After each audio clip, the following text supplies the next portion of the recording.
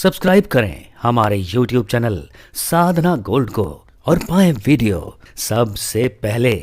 और हाँ, bell icon दबाना ना भूलें। नाभाग जी जो थे वो बड़े पितृभक्त थे, अपने पिता के बड़े भक्त थे। वशिष्ठ जी के गुरुकुल में पढ़ने गए, और भी भाई पढ़ने गए थे, वो तो पढ़ के आ गए समय से।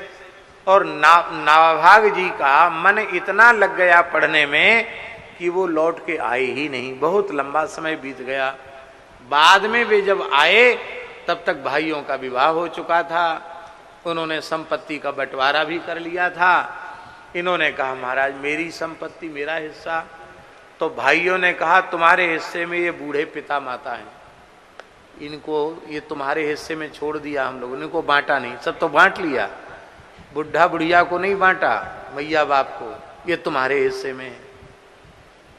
आप विचार करो, आज की परिस्थिति में कोई भाई भाइयों में ऐसा करे कि रुपया कौड़ी, मकान, दुकान, खेत खलिहान सब ले ले, और एक भाई पहुंचे कहे हमारा हिस्सा ला, बोले मैया बाप हैं तुम्हारे हिस्से में।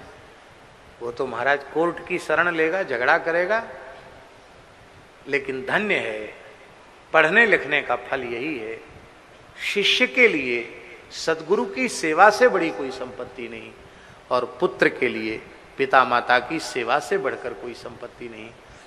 आपने कहा आप सबने मेरे ऊपर बड़ी कृपा की है। नष्ट हो जाने वाली संपत्ति तो आप लोगों ने ले ली, और सेवा रूपी अक्षय संपत्ति जो पुत्र की सबसे श्रेष्ठ संपत्ति है, वह आपने हमें प्रदान की। सबसे भारी हिस्सा तो हमको ही दिया आपने, बहुत कृपा की, हमको कुछ नहीं चाहिए। शरीव जी के किनारे उन्होंने पर्णकुटी बना ली और पिता माता से कहा कि आप हमारे हिस्से में हो, चलो हम आपकी सेवा करेंगे। पिता माता बड़े प्रसन्न हुए और वहां वे प्रेम से पिता माता की सेवा करने लगे। विवाह भी हो गया। एक दिन नभग जी के मन में आया कि मेरे सब पुत्र तो बड़े संपन्न हैं, यही बेचारा अकिंचन है, कुछ नहीं इसके पास, जंगल में रहता है, कंदमूल फल खा करके गुजारा करता है। उनको दया आई।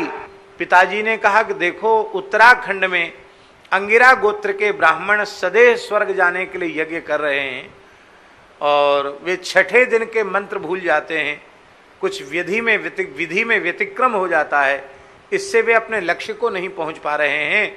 तुम वेदों के विद्वान हो, तुम जाकर उनको उपदेश करो उन मंत्रों का, जिससे वे स्वर्ग चले जाएंगे। उनके यज्ञ में जितनी सामग्री है सब स्वर्णमयी है, यज्ञ वेदी, यज्ञ पात्र सब सोने के ही। वो तो चले जाएंगे स्वर्ग, वो सब तुमको ही दे जाएंगे, तो तुम्हारे पास भी ऐश्वर्य हो जाएगा।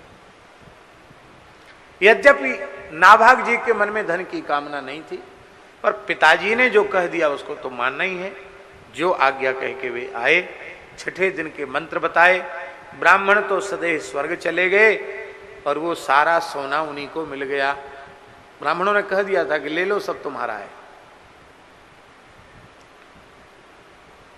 इसका मतलब, इन कथाओं का मतलब इतना ही है कि उस जमाने में भी बड़े बड़े वेदज्ञ तपोधन ऋषि भगवत प्राप्ति के लिए लालायित नहीं देखे जा रहे थे, सा शरीर स्वर्ग जाने के लिए लालच देखे जा रहे थे। पर धन्य है कलिकाल, जिसमें असंख्यों भक्त ऐसे हुए जिन्होंने भोग और मोक्ष दोनों को ठुकराकर युगल सरकार के चरणों में प्रेम किया। भोग भी नहीं चाहिए और मोक्ष भी नहीं चाहिए। इसलिए कलौ खलु भविष्यन्ति नारायण परायणा।